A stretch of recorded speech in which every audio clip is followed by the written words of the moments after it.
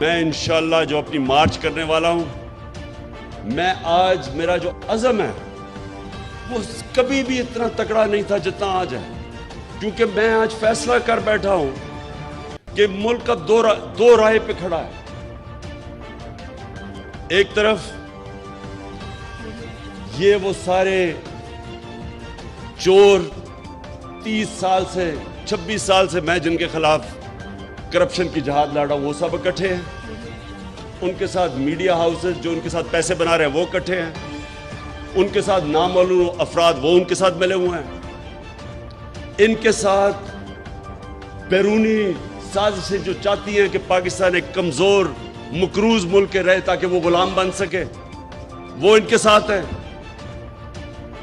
اور ساری قوم جو آج اس سے تنگ ہے، میں آج ساری قوم کو کہتا ہوں کہ آج میرے ساتھ آپ نے کھڑا نہ ہو، نہ آج آپ میرے ساتھ نکلے جب میں نکلوں گا تو عمران خان کو تو کوئی فرق نہیں پڑنے لگا، کیونکہ اللہ نے تو اس کو سب کچھ دے چکا ہے۔ لیکن آپ کا مستقبل بھیڑ بکریوں والا ہونے والا ہے، جانوروں والا ہونے والا ہے۔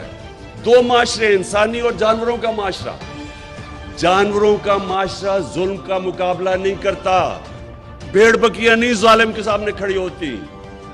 انسان، اور وہ بھی جو دنیا کا سب سے عظیم لیڈر،